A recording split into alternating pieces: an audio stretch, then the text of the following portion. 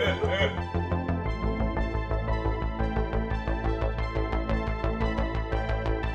okay.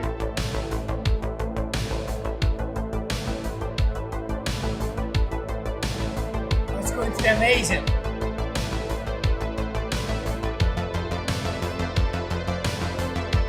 Yes.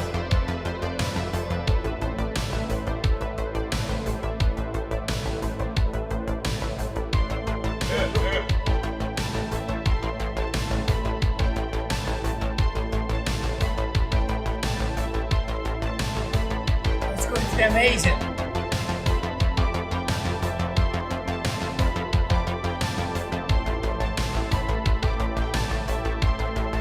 That's probably enough drinks for tonight.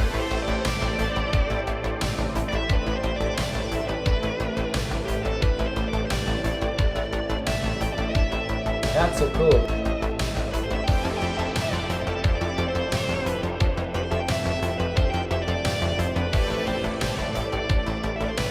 It's going to be amazing.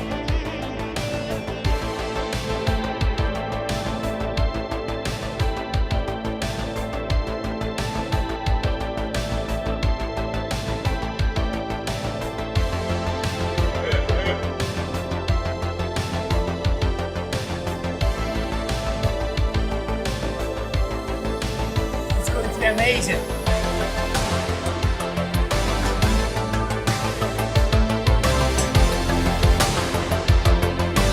That's probably enough drinks for tonight.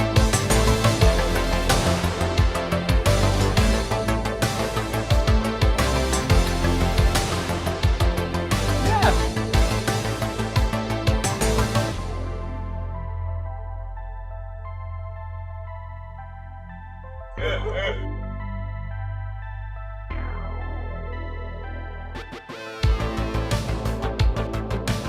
That's so cool.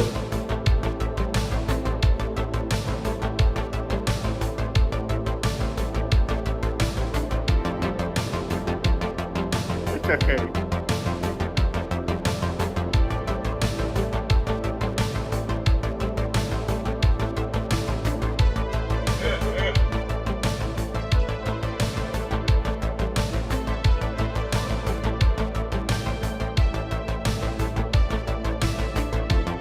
It's okay.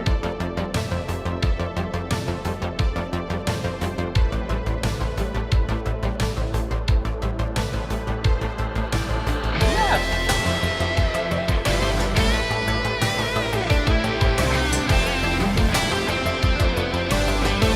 That's so cool.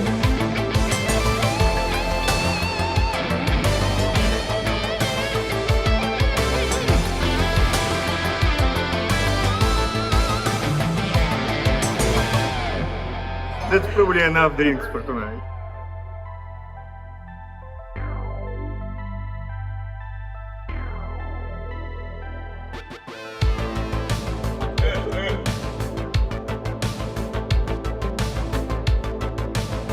That's so cool.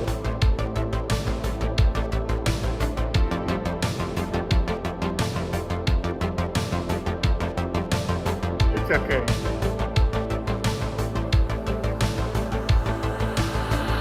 Yes.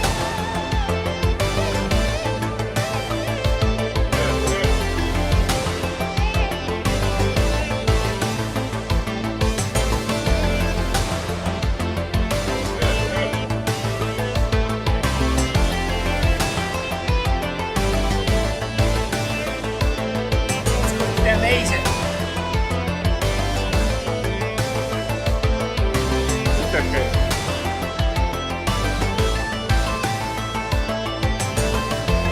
Yes.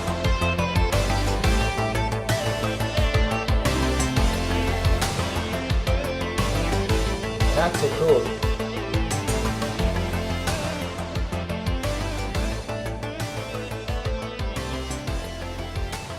That's probably enough drinks for tonight.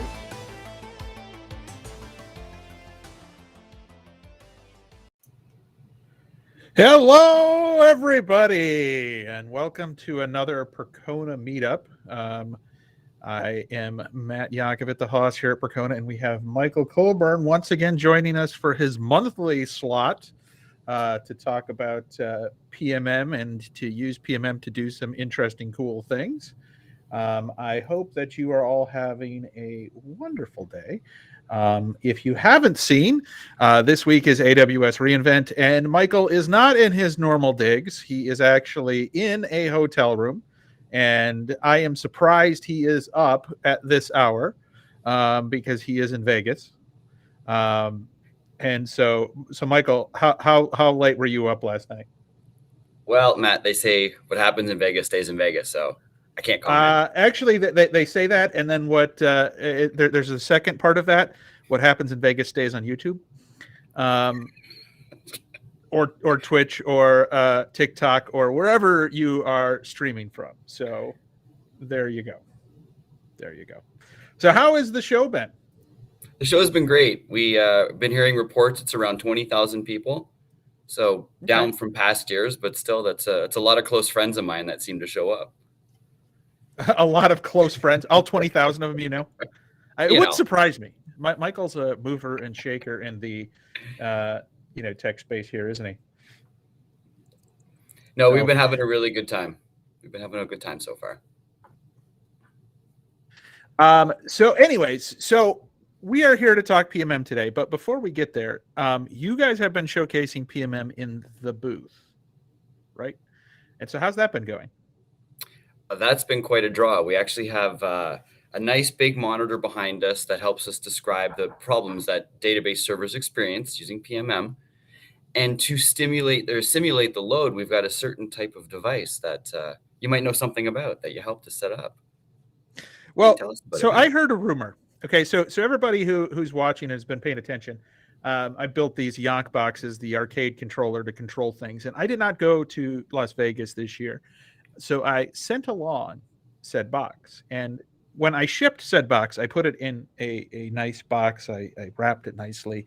I had tested it for the week ahead of time. Everything was perfect. We completely re-architected it so it can run parallel workloads across multiple servers and multiple cloud systems. And so we're really excited about that. Shipped it off. Steve, our VP of engineering, got it, took it out of the box. He got it set up for you guys. You were sitting in the sponsor room. You were checking that out. You were playing with it. It was all good. So it shipped working. It arrived working. You tested it working. Then I heard you carried it to the show floor and it stopped working sometime between when you left the room and when you got to the booth. There was a moment or in there. deny this? I was the said carrier of the device. This did happen. And therefore, Steve was on the phone with me going like, why isn't this working? And I'm troubleshooting remotely to try and get this thing to work, which is always fun and exciting in and of itself, right? So but the good news is we did get it working.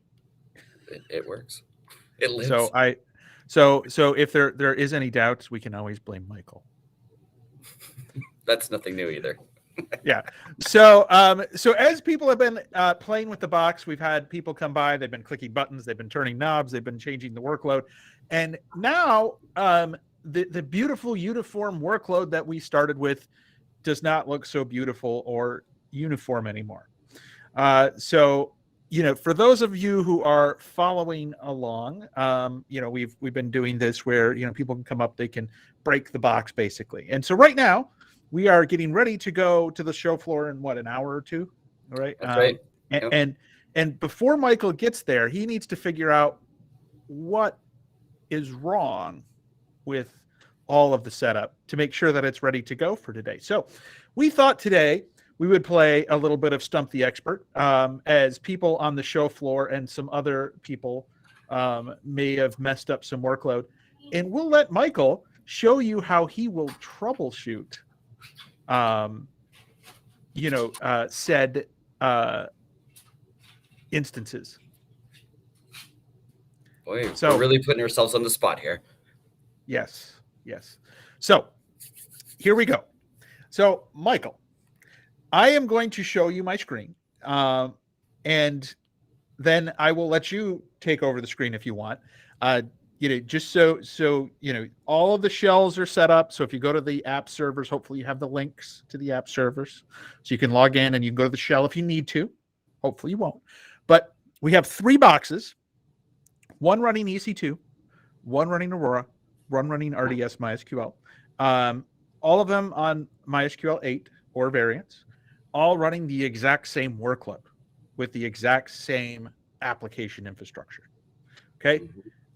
And so all of them should be in parallel. I can't guarantee that something wonky didn't happen and maybe things got out of sync a little bit, but I did check and all of them have the same number of threads running. I just don't know beyond that. So here we go. Let's take a look at what we've got in the PMM mystery box.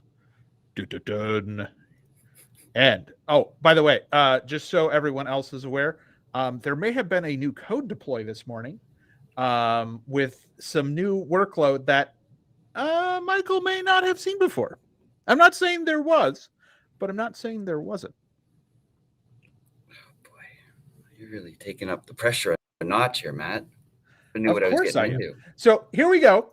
And so the first thing that is kind of interesting walking in here, and I'm going to go ahead and I'm going to go back this up. Let's go back 3 hours. All right. So here we have our, graphs. And so you can see that the average workload in terms of queries per second, it's higher on EC2 than Aurora and RDS. I can tell you when we started this, they were the same or very close. Let's say they were within 10% of one another. Okay. I can also tell you that right now, the current queries per second between these 3, Aurora is performing slower than RDS, MySQL, and the EC2. All of these have similar boxes, not exact. These are all 4-core, 16 or 32 gig. Aurora, unfortunately, they don't have an M5 extra large. So you had to go with the R6, which has 32 gigs versus 16 gigs of memory. But this is not a IO bound workload in terms of the data set. The data set all fits into memory for all of these, or it should. It may not after today, but that's beside the point. So there we have it. So you see this graph, and Michael, I am the person calling you saying, why did my app take a tank from yesterday? And if we go back even a little further, we can look back yesterday. We'll go back 24 hours. You can see that we were actually running pretty high yesterday. So let's go back to this guy. This is before any of the changes and before people got kind of in there. So you can see here that things were around 1,000. That's actually pretty low. Let's go back 2 days and let's see what we got. Aha. All right. So this is where we started before people started monkey. Okay. So we've gone back in time. We've done the Wayback Machine, and you can see that this particular box with this workload, with this data set, was doing about 4,000 queries a second across the board. We had kind of pegged out the CPU. You can see the different database response times, but it was a busy box, and this is about the optimal load that we could have gotten to. Okay, so now going back to the last 3 hours, you can see that we are way off from there. So, Michael, fix it. Fix it. Okay. Easier said than done, I'd say. So tell me what you need to do. Tell me where you want to start. Tell me where we can go. Okay. Well, I think the first one of the angles we usually want to look at when we're examining database performance are the types of queries that are running, and we can look at that either through the tool. Why don't I let you share your screen and you can drive, so that way, But now we've set up the problem. Become the solution. All right. Let's see if I can share the whole screen here. I guess you can see There we go. Now, I've already taken advantage of getting ahead and getting onto the shell of this host here. So this is our MySQL server running, and we can see that it's got a bit of a load on it. It's busy. Is this the EC2 instance? This is the EC2. So we are at 100% CPU. 4-core machine, isn't it? Yeah, so doing 400%. So, well, the first conclusion is that we've maxed out CPU, and where do we go next? I normally would want to take a look at the queries running inside the database server and see if they're hitting certain types of locks, maybe, where the contention actually is. So what I want to do is usually start up the MySQL client. I think I know the password. Is it the one we've been using all week? If you're, yeah, well, so no. If you go from the app servers, it's already set up to do passwordless. It's got it saved. So just go to one of the app servers. If you need those, I'll send them to you in Slack. Yeah, I think I need the app server one. That's the one that I'm missing. And don't cat the MyCNF. It has the password out, of course. So. Oh, yes, I'm streaming live, aren't I? You're streaming live. So not that it matters. These are dummy boxes with a very easily guessed password between these, and you have to be on the box in order to do it. So, I mean, it's not as big of a deal, but let's remember IT security first. It's important. That's right. Okay, so let's take a look then. And you have this cool tool called PMM, and this is the PMM meetup. So using PMM to do some of this would be cool as well. Just saying. Okay, let's get on to the. I am giving Michael a lot of grief this morning. I shouldn't, because he is in Vegas. Just well, saying. Matt, you've got your own trip this week too. Where are you going to be? I'm staying home. That's it. I'm home. I'm not going anywhere. There is another conference, but we have 10 Perconians at the Postgres New York conference. So, we've got plenty of coverage there as well. Okay, I think I've got the app server here. Thank you everybody for joining. We've got some people who are stopping by and saying some good vibes, and the Yonkbox rocks, and people who are happy to show up and do this. So for those who have just joined, we are playing Stump the Michael.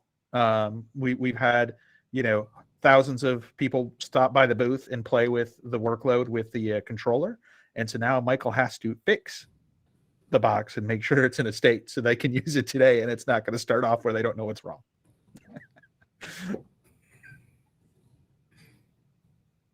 All right, Matt, I'm going to ask if could you pass me the app server IP address? Oh, make sure I get Michael, you're killing me, dude. You're killing me. All right. So you want the EC2 or do you want the Aurora one? Because there's app servers for each one. Let's do the EC2 to start with. Okay. I'm a big fan. If I can get shell, I feel like I can analyze the problem better. It feels more real. Oh my goodness, Michael. All right. I know. It feels more real. Does anybody else feel that way? Like, is it, who out there who's watching prefers shell versus having kind of a user interface and a tool? I know that everybody has their preferences, but I am super intrigued by what people out there prefer. While I get that and send it over to Michael in his fancy pants Slack conversation, and he gets that set up. Right. There you go. Now you have it. So anybody who wants to throw something out there, Gonzalo says, hey, hi, Gonzalo. Gonzalo's one of the Perconians in New York right now, and he's trying to organize people to go eat. I saw this morning, so hopefully they find some good places, because New York has a lot of good places. Marcelo is all about the shell. Of course, Marcelo, you're about the shell. That's not surprising.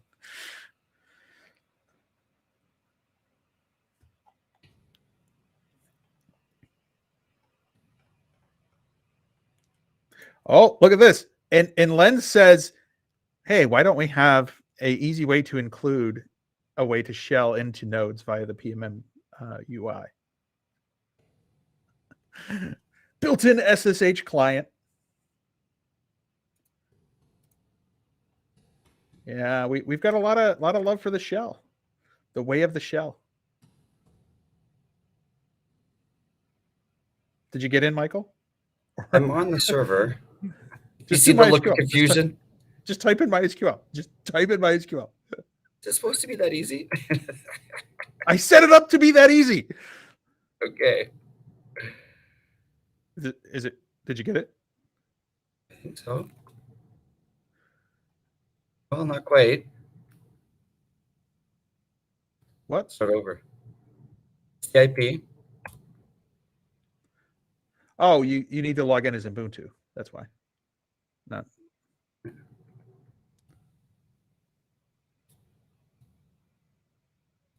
Now try it. Oh, just.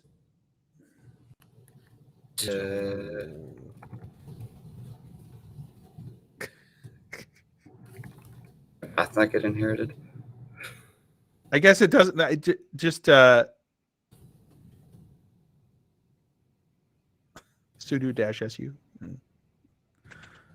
should do it. I think.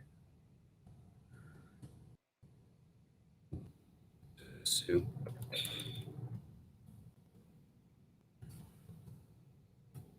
No, root doesn't. No, as Ubuntu. Sorry, this is that the demo gods are not kind to us today. Len says, yes, we're trying to troubleshoot, and whatever. We haven't even gotten to the more difficult part. So, wait, it's gonna get harder, Matt. Don't say that. It's gonna get harder. It's gonna get harder. We haven't even gotten to the login part, and I did warn Michael. I said, hey, use this before we get there. So why is that? I don't know what's going on there. It should pick up the home environment. Hold on, Michael. Hold the call. Let's just double check to make sure that I didn't do something stupid. -u and then root. Or it's actually no, it shouldn't. Hold on. Oh, wait a minute. I sent you to the wrong box. That's why I'm an idiot. Everyone blame the Yonk. I sent him to the exact same box that he was already on, which is really dumb of me. This is where getting to, yeah, there you go, Michael. Sorry. This is why live streams are awful and we hate them. Oh, I'm just teasing. This is the power of the live stream. Okay. You end up having to suffer through people. Yes, everything fails 99% of the time. Yes. Did you get in that time? Did you get in that time? Okay. Share back my screen. All right.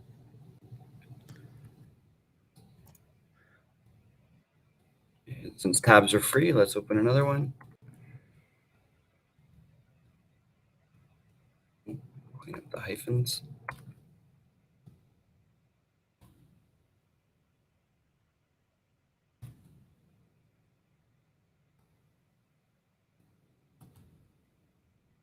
We can solve this. Yeah, you should be able to, and then you can do you can SU over, and then it should pick it up. Ubuntu. Oops. There you go. All because you needed the shell. Oh, look at that. So like, look at that. You could have just used PMM, but Well, we're going to get to that. What I wanted to do was show both ways of being able to access the visibility or the activity going on. Yeah. Get to it. No further ado. First thing you want to do is you want to see what's going on in the box. Show me some processes. Oh, it's busy. All right. I hope this doesn't break the view too much. I'm just reducing the font just a titch. Yeah. Okay.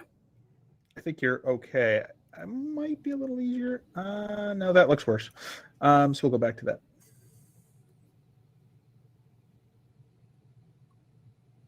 By the way, you should hit the hide on the studio At the bottom restream is there. sharing. There we go. Yeah. Yep. That way, yeah, it's kind of hiding some of it. That's distracting. Okay. Okay, so we see activity. I'm just refreshing it every second or so. And really what I'm looking for is making sure that I don't see any really long running queries here. And I don't for the updates that were showing up at the bottom, but I do see some long running selects up here at the top. And so that leads me to believe that we've got some contention that we don't have a stuck query. I don't see anything saying it's metadata lock, etc., but I do just see long running queries at this time. Okay. Another angle I want to view, just because I'm a bit of a nerd and I'm already in the database, I like to see what the storage engine's doing. So we have this command called show engine InterDB status. / because otherwise it looks really gross. And I want to look for the transaction section here. There's a lot of buffer pool stuff. Get out of my way. Go away. Oh, look at that. No longer any transactions. And do we have any? It looks like we had deadlocks. But these were Those were yesterday. Yeah. Yeah. Today's already, which is fine because we turned off all of that. We have specific queries that deadlock. There's a whole button to do that. Okay. All right. So I'm seeing that we've got some queries that are running here. I'm going to take an example of one of them. Because usually when queries are running slowly, there's an opportunity to examine them and determine if they're using the right indexes. And so what I want to be able to see is if I can get the full select out of here. Look, that one looks nice and long running, 64 seconds. Let's take that. See if we can explain it. It's going to tell me I'm in the wrong schema. Oh, I did it without switching schemas. Great. Oh, wow, look at that. We've got a query that's doing just shy of 400,000 row accesses. I wonder if there's an opportunity here to improve on that index. It says it tried to use the primary key, but decided to do a full table scan. That's not great. That's not great at all, Matt. What have you done? I didn't do anything. This is real people who did this. Okay. Real people. Which table are we on here? Oh, it's just table A. A is table, movies normalized meta. So let's see what the table definition is.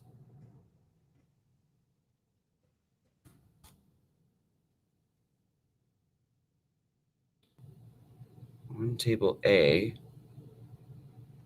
we're doing just a join. Michael, you froze. Hey, can you hear me? I can hear you, but you are frozen on your screen. I didn't touch anything. I'm just.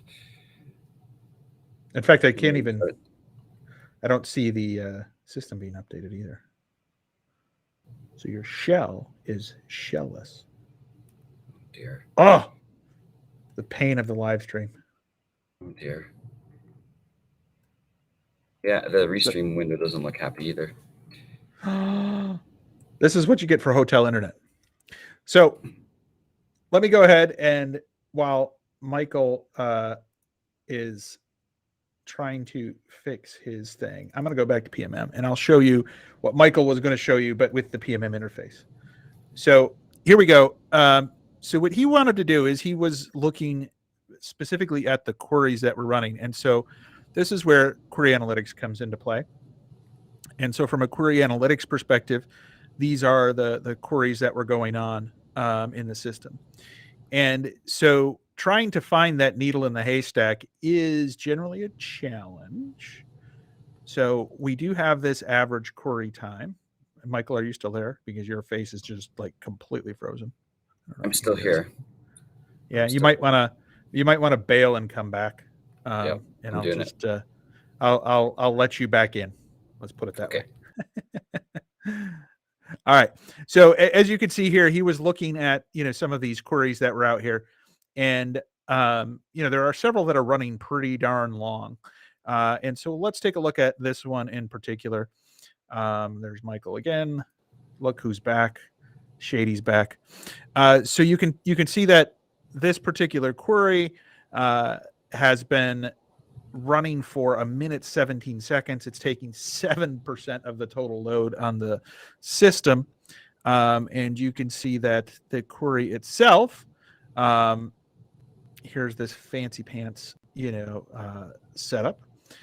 You can see what the explain looks like. You can see that it is doing a full table scan on A, and A in this case is, let's see, the movies normalized meta. Yeah, it's the movies normalized meta, which I couldn't get the system for, but I don't know why that's not showing up. That's interesting. But that is one of the main tables that's out there. And so when you see it's joined on the AI my ID and the B AI my ID, and we can take a look at that. Michael, you still have your shell up? I still do. Yeah, let's go ahead and let's do a describe on that particular table. Okay.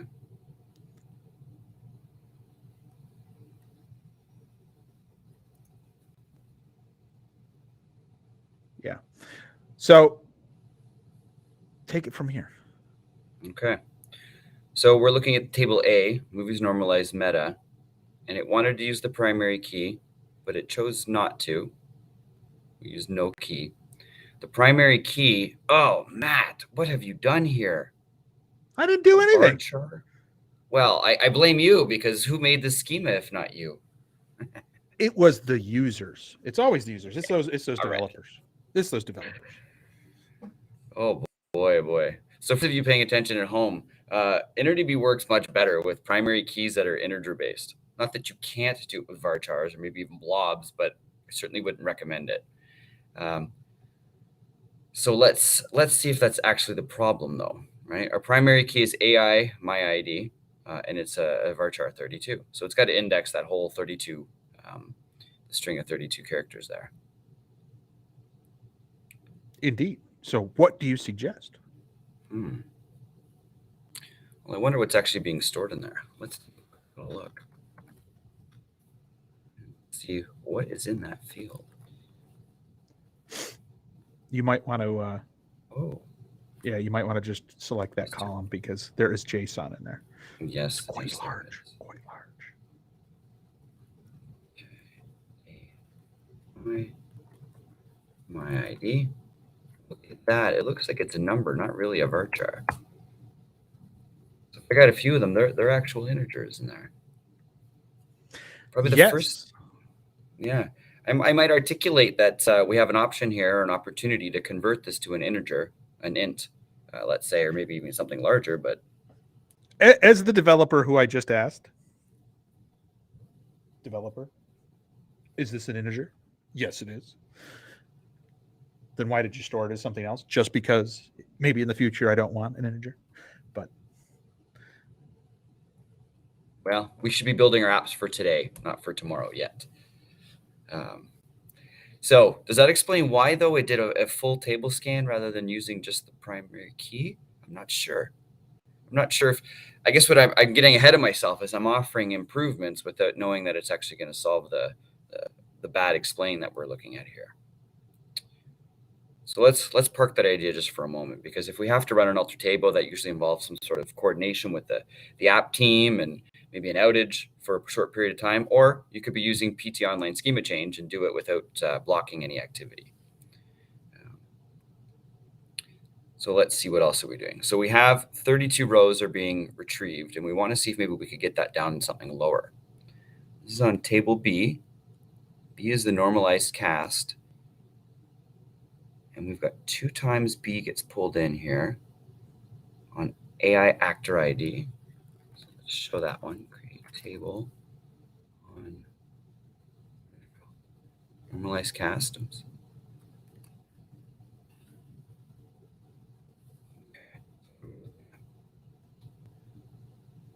It's joining on AI actor ID, which is an integer. Are there any indexes on that? We do. Good. That's covered. Is there another one? AI my ID. Okay, so they've got 2 separate indexes. So that's good. So what I'm looking for is the table's being joined twice. Each time it does a join, it needs an index to cover it, and they're different indexes, and they're in the right places, the right orders. So that's good. But Michael, Talk to Look me. at that table definition. I mean, there's some redundant indexes here, but what am I missing? Look at the AI my ID. Ah, so what we're doing, I see what you're getting at here. We've got an integer on this table for AI my ID. If we scroll back up just a little bit, on this side, the other table, it's a varchar. That's not good. We want to have So we have a different, type we want to have the mismatch. same types.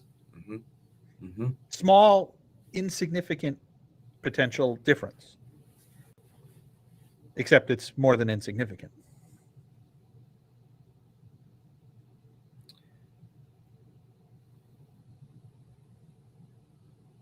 In the last section, I just want to evaluate. So that's two things we've got to take away on. We've already recognized on the first table, varchar wasn't optimal. And now we're seeing that it's in fact quite negative, because now we've got a type mismatch between the two tables when they get joined. Yes. Okay. So the recommendation already, I think we're moving towards here, is get it in an integer and see if we can have a material. So let's go ahead and do it. The query. Let's go ahead and do it. We'll do it live. Yeah. All right. Go for it. Okay. Not that we would recommend doing it or anything? willy-nilly, but you know.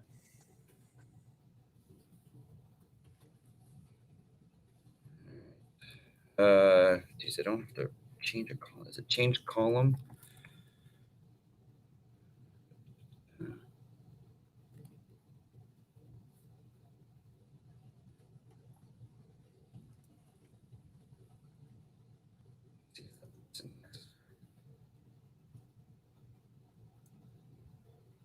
Oh, I hope I don't have to go to the docs, but I might need to. Change column AMID 2.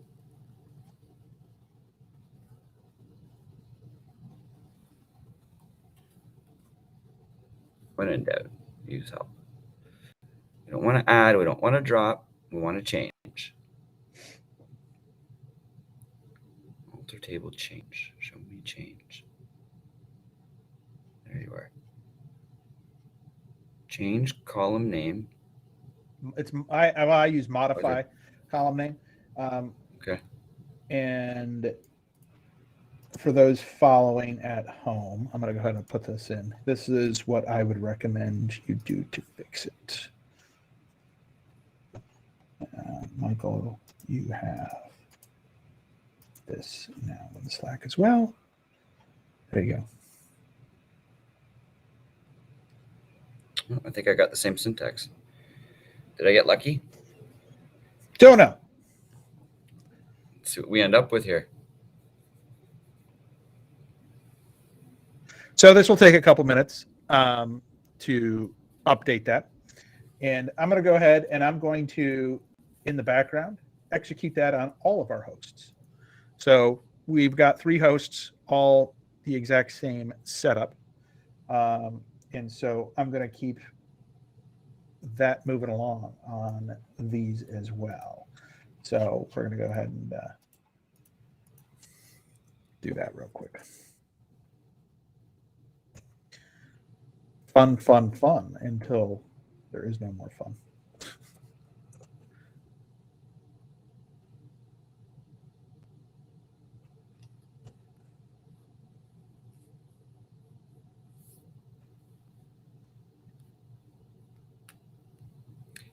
Oh, and I should have asked. We didn't stop the workload while the That's salt fine. was running, did we?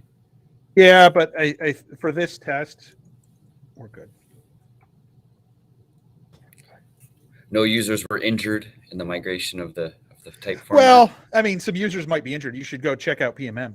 Let's see what that workload in PMM is doing. Right. See if I can-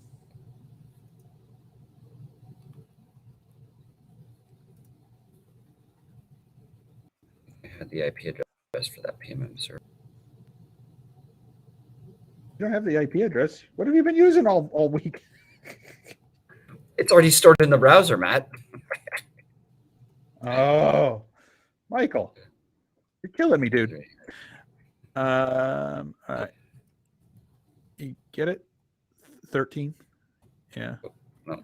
Should be 13. No, that's the internal IP. 1358.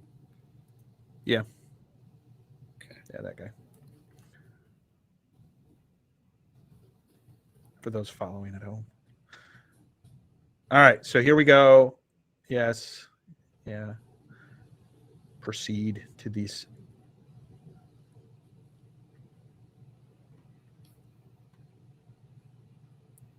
Yes, Steve. The injury count is 0 because the show isn't open, so no one's going to see you. Fix this, Michael.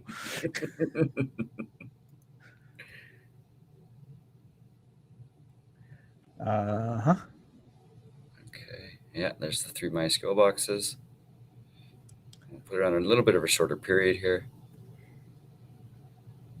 Yeah, so you'll see all the things start to drop and lock and things, right? So, which is expected as these run. Now, I could shut off the workload if we wanted, because if you look, it's probably all these are locking, right? And they're waiting for things to complete before it gets its spot in the queue. Mm-hmm. By the way, this is really mean of me to make you do this on a day after a show when you've been out, and, we haven't even got to the hard parts. We've been together a long time, Matt. It's okay. It's okay. It's okay. It's okay. So anyway, so those are running. So the other thing that is really perplexing to me is the fact that there has been such a drastic difference in the Aurora performance since yesterday, which really makes me scratch my head. If you go back and you look at the last 6 hours, you'll see that performance difference is quite substantial, right? Even before the drop, you can see that the EC2 instance was really kind of rocking and rolling, and that Aurora and our RDS has been pretty stable, but Aurora seems to have really taken a tank. Was the workload adjusted on all 3? That's what you had mentioned earlier? The workload is identical to all 3 on all 3 boxes right now. And so it's all the same workload.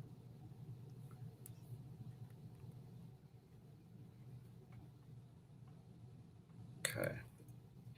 Right. And so by the way, still your alter tables should be done. So they completed on my on the 2 other nodes as well. Oh, yours is taking its sweet time. We do have considerably higher IO weight on the EC2 box. Look at this spike.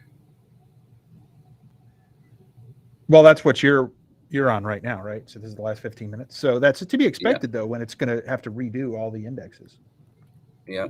Right? Because when you're changing the primary key and you're modifying the column, that's going to hit every record in all the indexes and all the tables.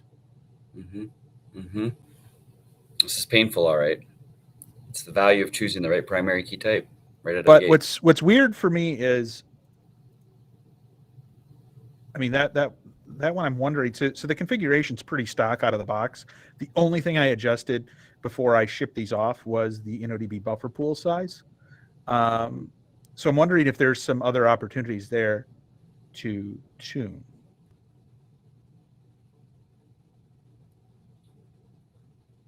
See if I can get a second window on this box. Well, you should be able to get a second window. That's more like... Yeah. It's this guy right here. Yeah.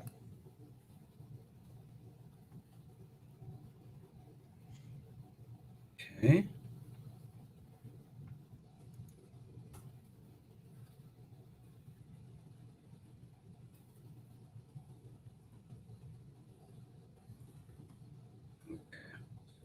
stuff, distractions.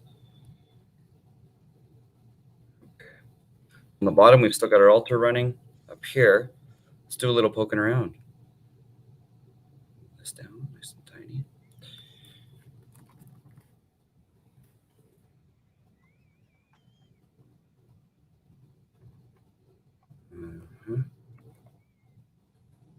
Oops.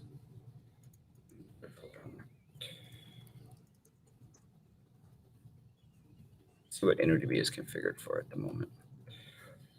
Make sure the buffer pool is appropriate. I didn't note what the size of the memory is on this instance, but let's see if it's bigger than 128 meg for the buffer pool. Our buffer, this is a 16 gig instance. Okay. Yeah, it looks like you've configured it maybe for 8 gigs, so that's good. It's bigger than the default. Mm-hmm. Let's see what else we got. Okay, so the other performance related ones are how often InnoDB might need to flush to disk, and that's controlled by InnoDB flush log at transaction commit. So there's flush. Okay. Well, so this is always an interesting discussion with people. When you set it to 1, that means after every transaction commit, it's going to do a write to disk, which is the most durable way of persisting your data. But that comes at a performance penalty or a performance trade-off. And so we have the option to set that to 0 or 2. And that means that it's going to less frequently write to disk and therefore be able to get more transactions completed. So that's an opportunity for us to improve performance.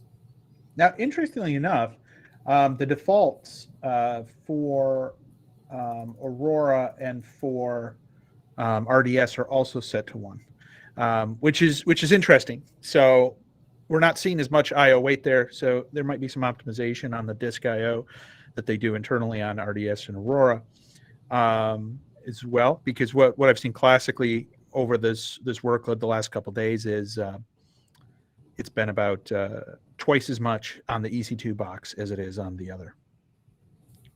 I wonder if the quality of the EBS block storage has anything to do with it too.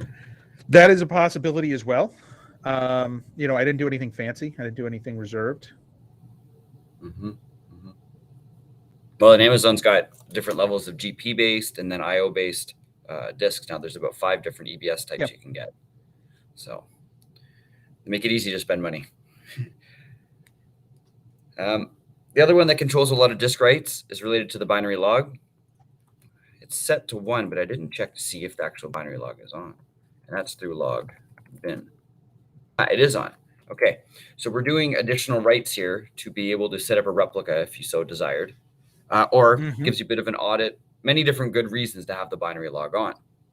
Right. It's got the ability to control it so that it could be written to disk to persist after every transaction commit. And that's the state that we're in right now. So this box is tuned for very heavy persistence or high reliability, but there's a performance trade-off there.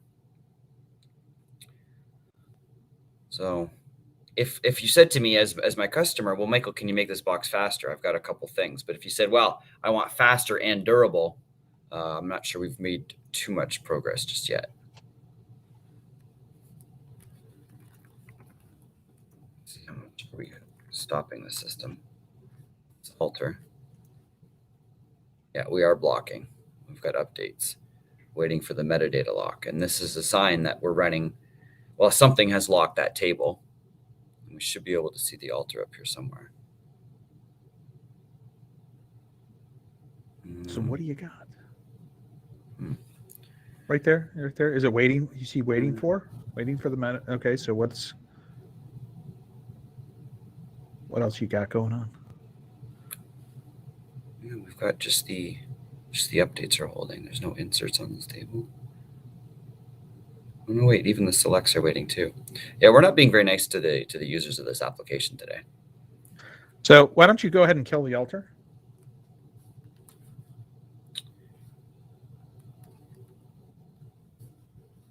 Make sure that clears up. There we go. It's fleshing out.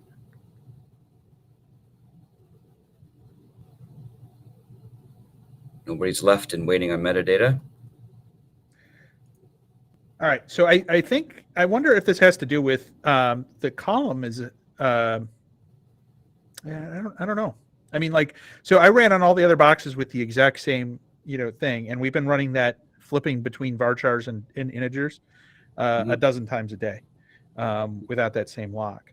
But the difference is I'm not using unsigned, not that it should matter, but I am setting that as an auto increment. So try an auto increment. Not that that should make that difference, but that's the what I sent to you guys. So let's see what fun and exciting things that does. So you can see it copying to a temp table. Yeah, there we go. There's the altar. So the other two boxes are adjusted. And so they do have that. So jump over, go back to here. Let me go ahead and I'm going to close you out for a second because Michael, what time do you have to be to your booth? Oh, I've still got another hour after our call. Okay, good. All right, so we can go a little over if people are interested. We'll get more people who watch this after the fact. So so we're going to go to one of the boxes that isn't running that altar right now. So I've got this main dashboard here. So I'm going to look at the Aurora box. And so going through here, again, looking at the queries, I'm going to zoom out a little bit just so I can get a better idea here. We can see that we've got several of these queries that are definitely taking longer than they should. We did fix the integer problem, so the varchar integer problem. But when we look at the volume, the top volume getter is this guy right here. And so looking at him, you've got 1 second, you've got almost 1 second each, which is pretty long. And if we go back over a 24-hour period, we can see that this was running in like 200 or 100 milliseconds before. So this one in particular kind of worries me a bit. And so I'll play spoiler here. I know it's wrong. But if we go look at the query counts for the last couple hours here, we can see that I hate when I do that. We can see that the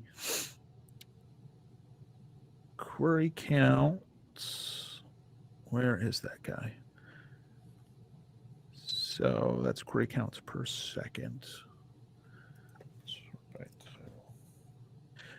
So this guy right here, I should add a total count just so it's easier. You don't have a total count. Okay. Here we go. So this guy right here we are. We can see that from an example perspective, it's pretty straightforward. It's just searching for, a title. In this case, 2.5 Men. What a lovely landing strip. That's the episode from 2011. Then we've got here, it's just doing a full table scan. So that particular table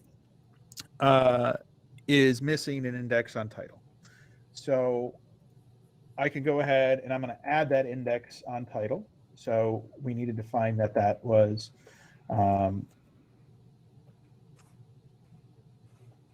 something that needs to be addressed. And I'm going to go ahead and while we're doing that, so we'll create title index. So that's off and running. So that should alleviate some of those issues right off the bat.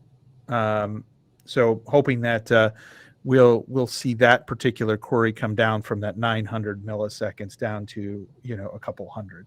So that right there is like a 10x improvement on that one.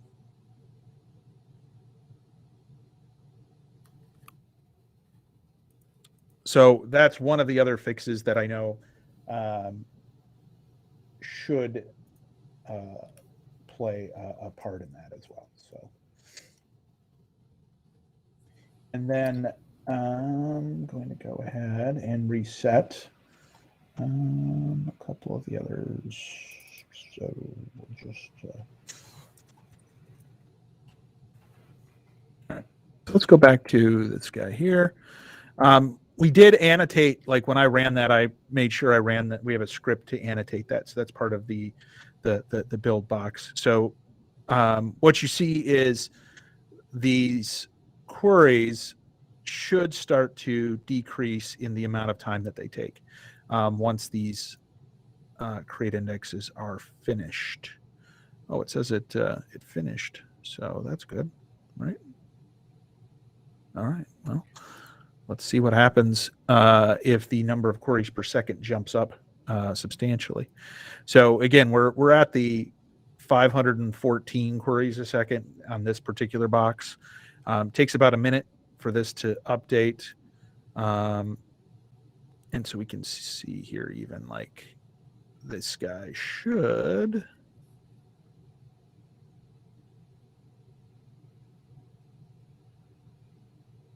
start to pick up here in a second. And you can also see the response time has started to dwindle drastically. So this isn't just about queries though, because I want to get to a couple other examples in a second. But this one is a pretty straightforward one to start to look at. And even if we go in and look at this guy again,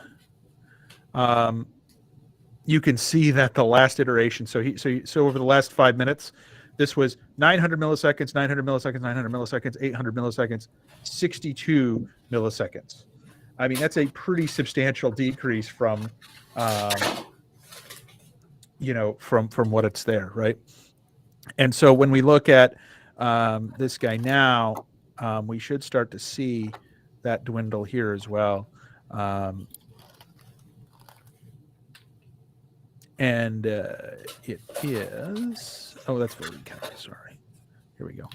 We can also see that now that the index is added, it went from a full table scan to not doing a full table scan. So, and you can see the drop off here in the little Spark chart, which is handy dandy. Now back to this guy, not refreshing that often. So, obviously we went from 400 queries a second up to 900. So we've doubled the queries per second with that particular change, which is a pretty substantial difference there. And if we go back and we look at, let's go ahead and we'll take a look at my comparison dashboard. All of these should start to be kind of flow in and start to pick up. So now RDS is the slower one, which we can go take a look at that to see what's been going on the RDS side. And main database dashboard. Let's go to the RDS side.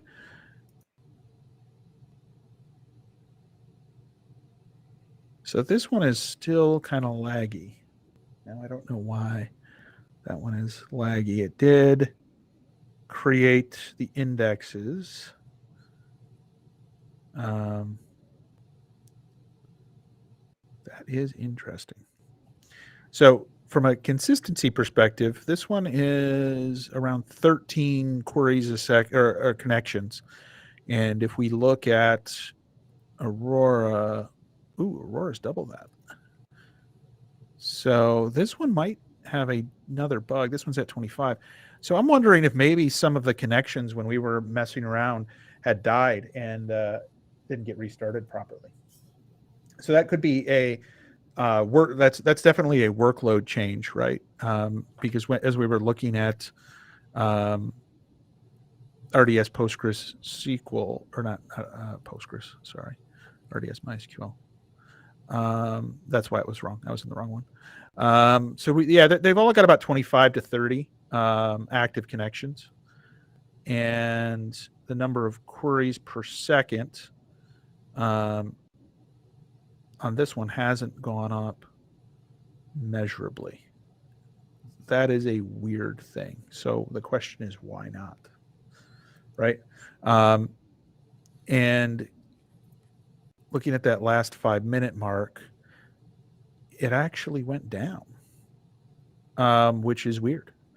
So the question, it did execute. So that is a very strange thing that didn't get reset. So Michael, why wouldn't RDS MySQL get reset or have the same impact?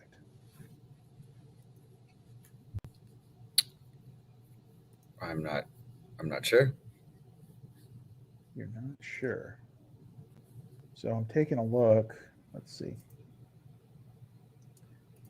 Here we go.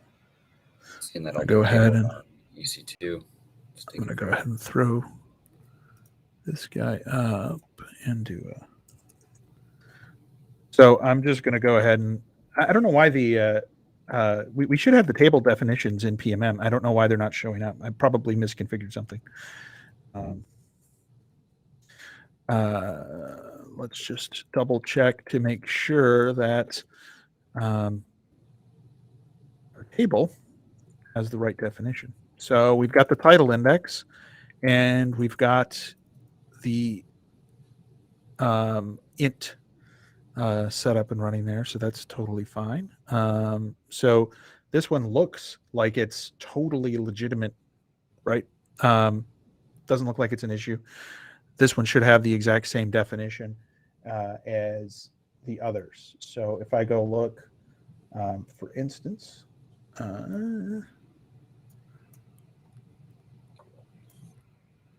go ahead and pull this guy over. This guy is very similar. So show create table. Oh, show create table normalized.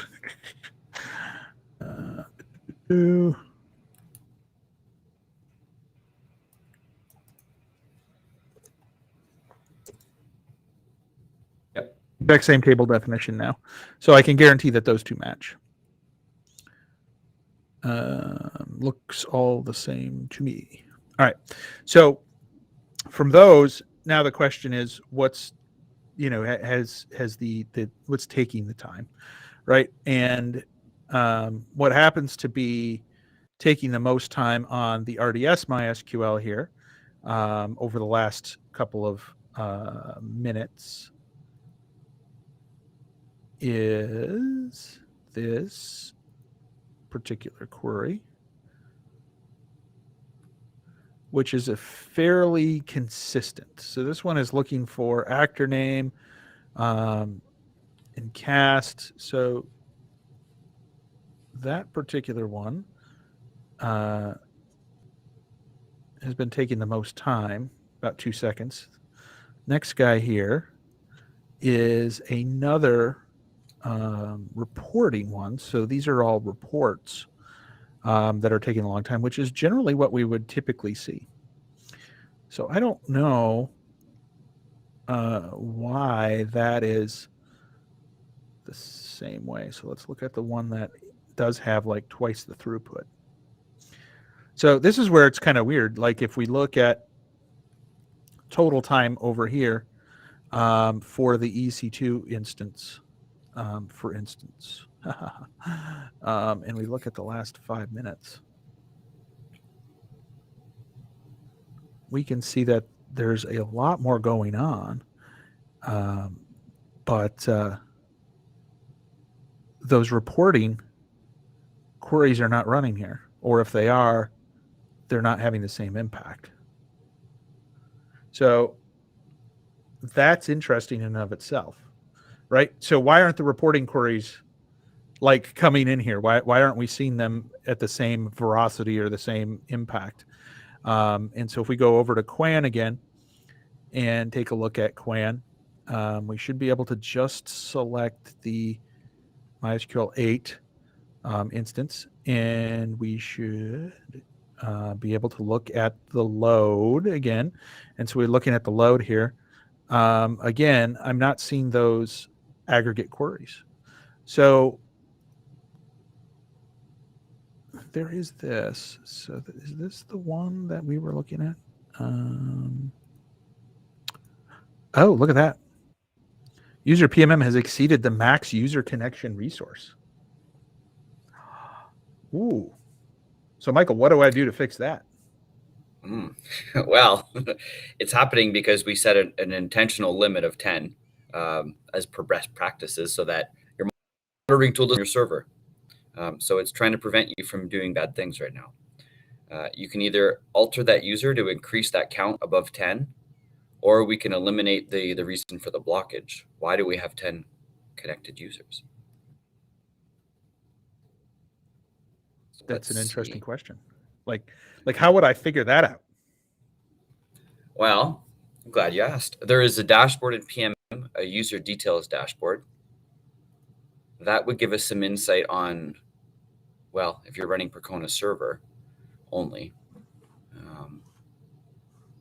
you might need the user stat loaded too. Let's see, is it loaded?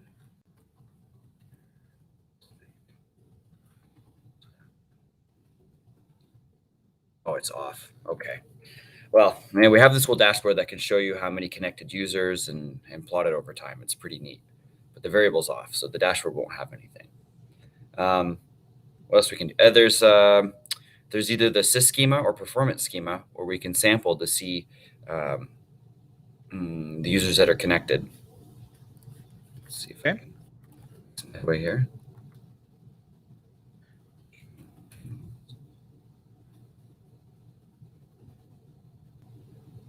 Okay. I think user summary.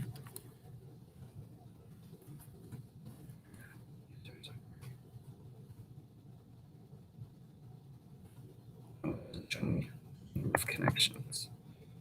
Here, I'm going to let you share your screen, and okay, I'll drop off mine.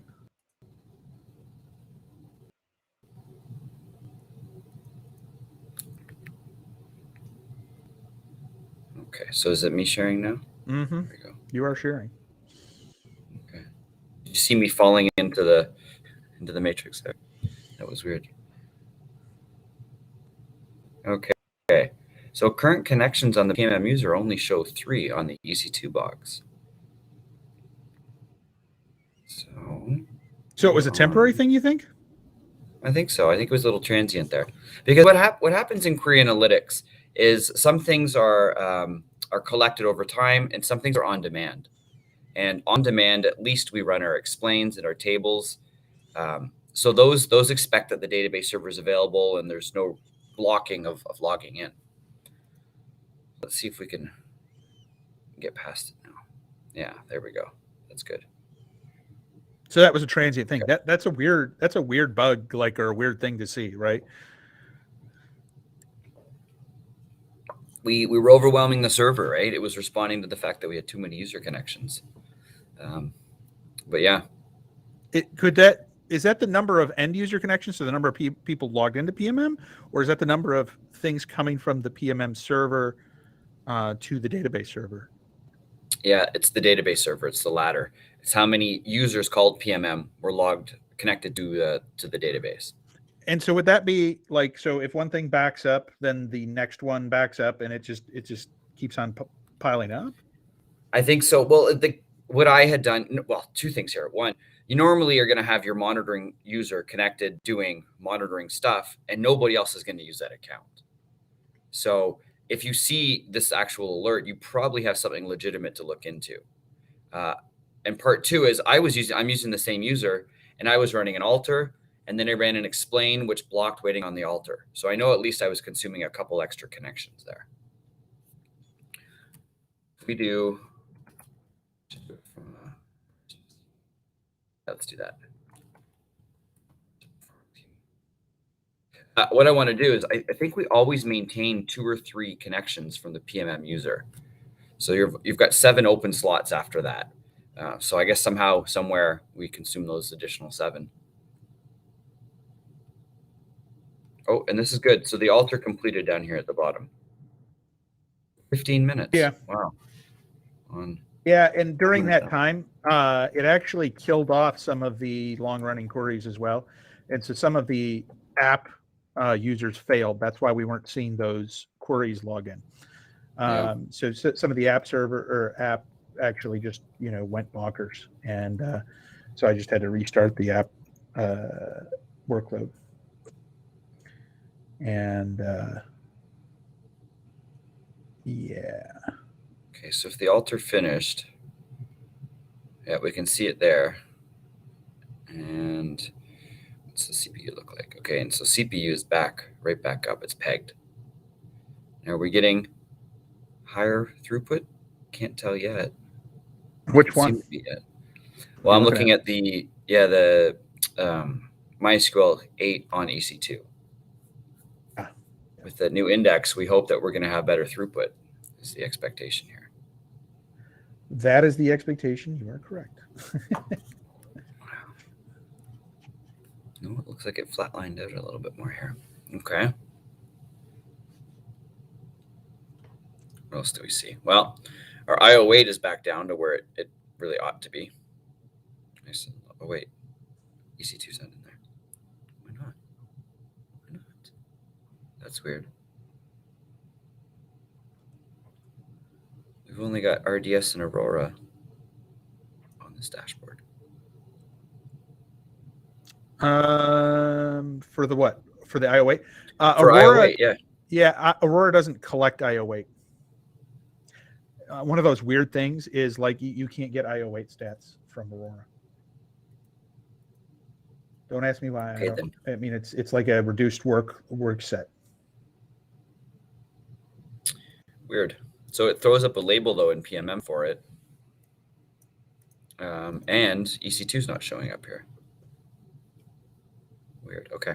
Well, where was it? Yeah.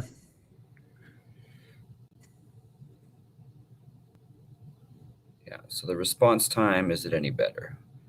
We're under a millisecond here on EC2. Oh, now it's up into the tens. Oh, it was less because we were still running the altar.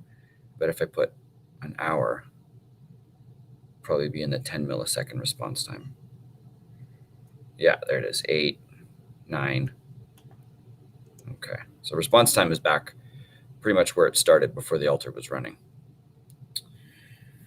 So I think we did a good thing, but I don't see the impact. I don't see that it's had a material deflection on either QPS and we're pinned on CPU again. Yeah. So IO weight is there? Right now, nothing. On the EC2 box, there's none? Well, it says no, but it's also not showing up in the graph here. Let's do it from the disk screen. Because IO weight still has CPU cycles available to do other work, right? So since it's waiting, it can then use the CPU for other things. So we could add more threads and see what happens as well. I mean, that is an option.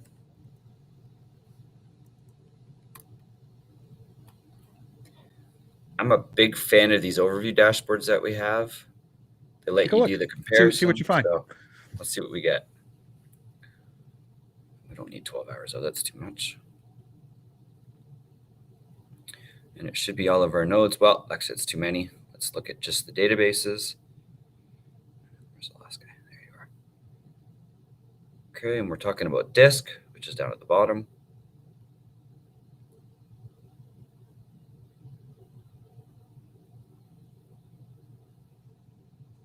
Okay, so latency. Look at that latency on Aurora. Half a second? Is that right? Whew. I'd ask my money back. That's brutally bad. Oh, Michael, don't say that. It's like I said, I left everything as default, right? So there's probably a lot of room for improvement. That I'm at the AWS conference. Well, and on top of that, I don't know if Aurora passes back the same granularity and the same information across the board, right? So it's some weird stuff. There's some stuff that's missing. Well, let's drill in on Aurora, because now I'm just really curious about what's going on here. Yeah, okay, there's something wonky with that other dashboard. Here it's telling us it's only a 2 millisecond latency. Yeah, so this is what I noticed. So there's actually some graphs that are collected at different granularities, so the graphs don't show up correctly. And part of the interesting thing is the metrics from the API perspective that come from that come from CloudWatch, they're not necessarily the same for RDS as Aurora, so the names and stuff don't match. And so therefore, like you try and build a graph that shows, similar things or add different metrics together, and sometimes, one metric doesn't exist in Aurora that exists in RDS. So, well, it looks like Aurora is doing what it needs to be doing. So the disks seem to be fine. So just to be on the safe side, I did cycle all of the app servers as well, because with some of those changes that were blocking, I did notice that there were some deadlocks and some other things that caused some of the application to kind of go a little wonk. So hopefully those are going to pick up here in a second. Although I'm not seeing I'm seeing negligible changes.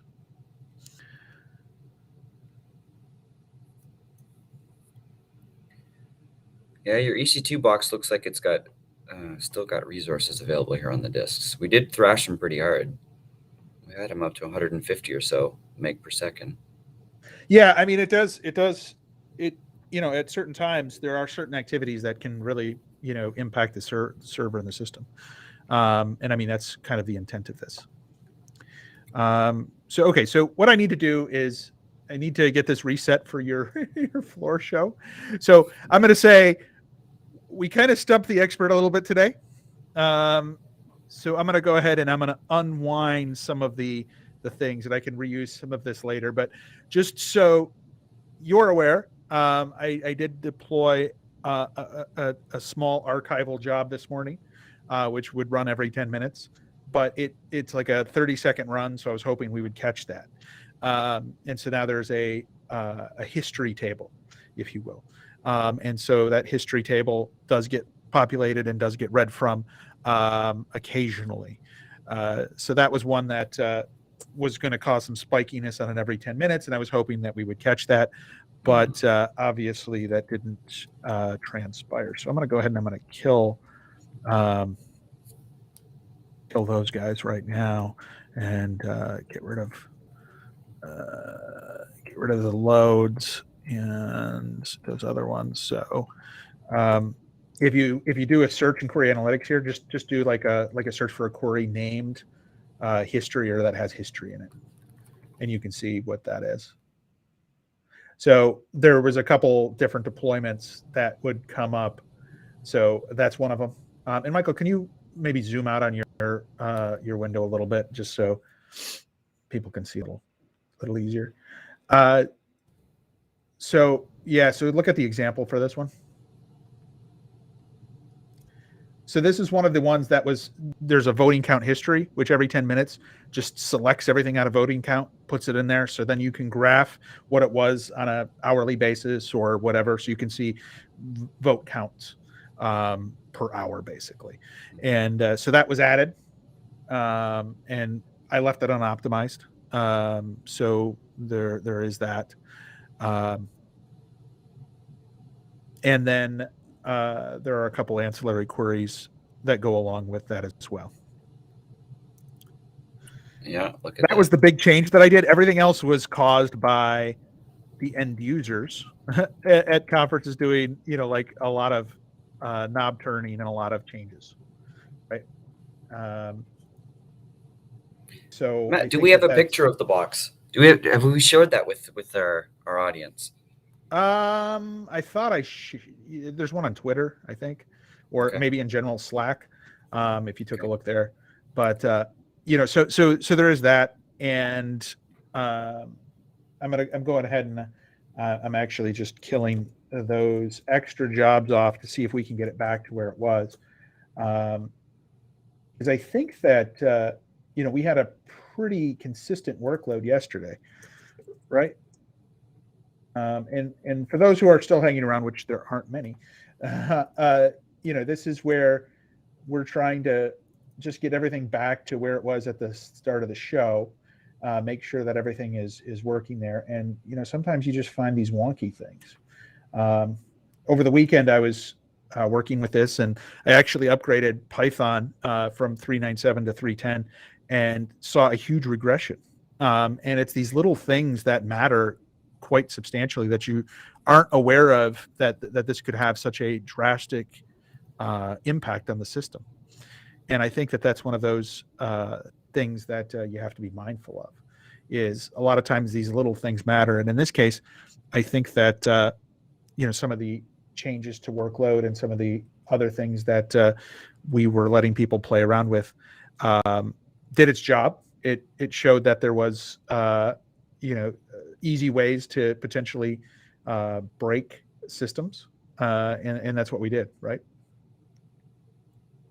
We're able to do so. That's right. Yeah. So I just reset everything, Mr. Michael, and let's see. We are way over what our planned time was, but that's okay. I've got time, of course. But you need to get to the show floor in another 45 minutes. That is very strange. Yeah, well, it's back to, if you here, we'll share your screen again. So it's back to EC2 still doubling up what the RDS and Aurora were doing, which is still problematic. And that's the other one that I noticed yesterday, even after the workload. So this is without anything that I've added, without the curveball that I tried to throw you. This is where those Aurora and RDS instances just appear to be struggling more, and that's where I'm like, I don't quite understand why. And when I go look at RDS, specifically just RDS,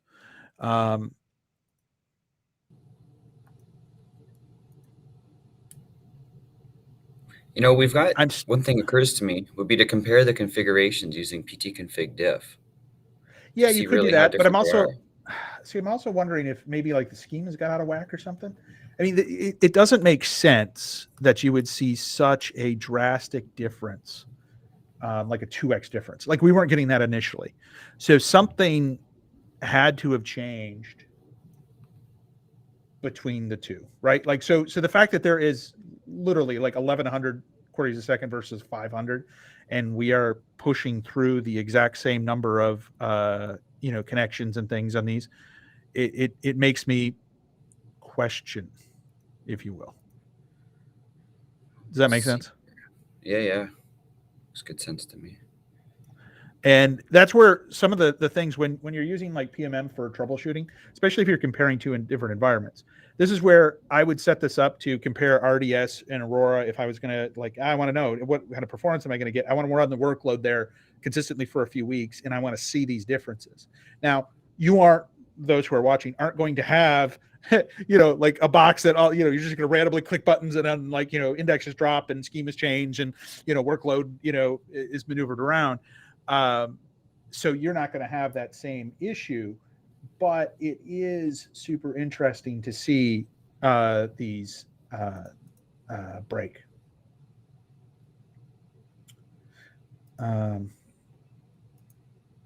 So hold on, let's see. By the way, Barrett's saying he's at the booth already. He's like, "What's the laptop password?" Oh, leave it alone. So he's going to start playing with the box over there. Don't touch the buttons, Barrett.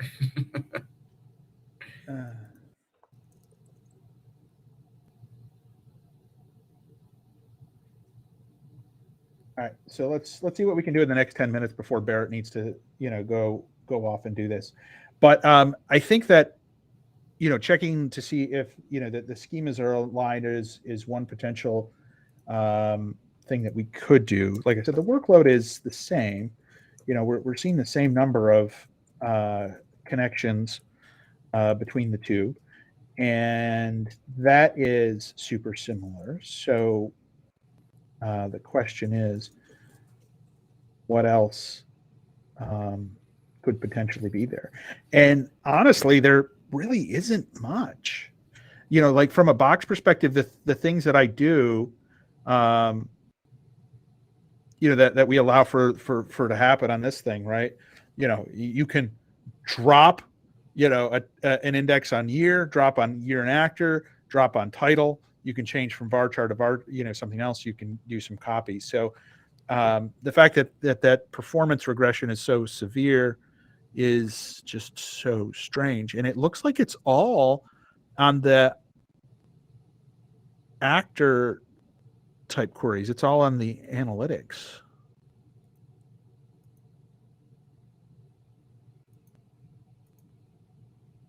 Yeah, I mean, it appears to be all on analytics, which might be. I'm curious.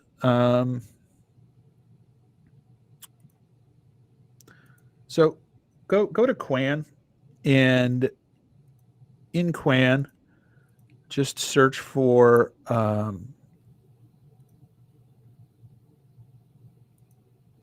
count star or average IMDb rating. Either one will do.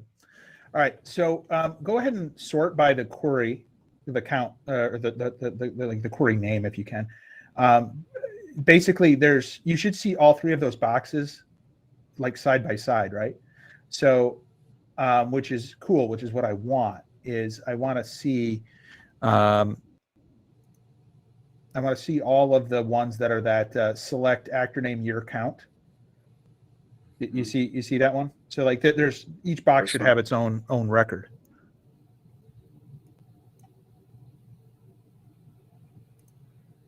Yeah. But here, let me. Well, this is the aggregate of all three. Yeah, I'd have to deselect on the left, I think, one at a time to compare them. Put this back on load as well.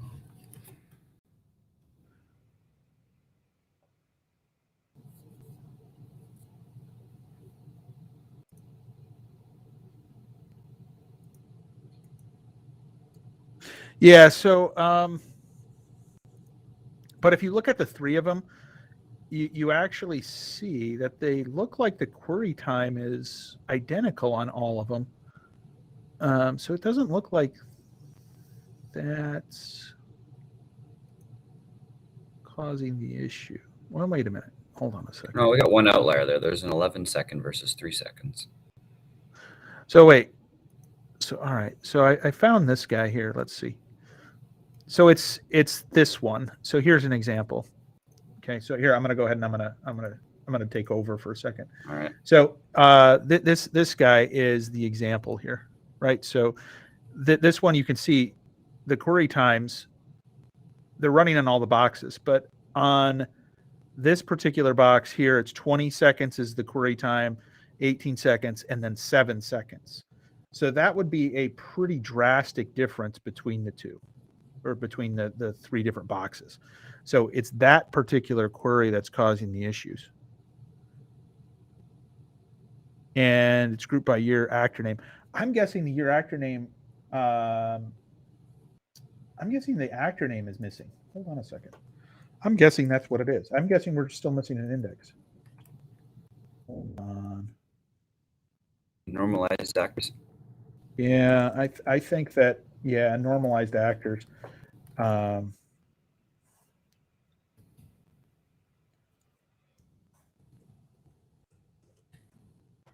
Because if we look at the explain here, we've got a full on. So yeah, so we've got the full here on C, which for us C is the normalized actor. So it's doing a full scan on that. Whereas this one here, yeah. So look, yeah, that's what it is, Michael. So the index has got out of sync on those boxes. Mm. So see here, right here, like we've got this one has an index on the actor ID.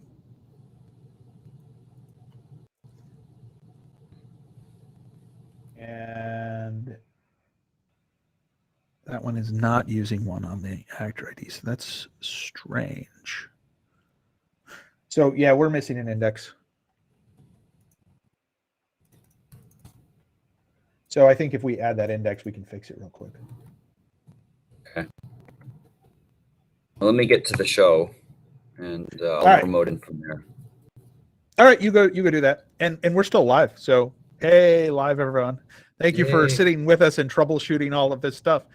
This is how things go sometimes, is figuring out how these inconsistencies can show up. But hopefully people learned from us fumbling around this morning.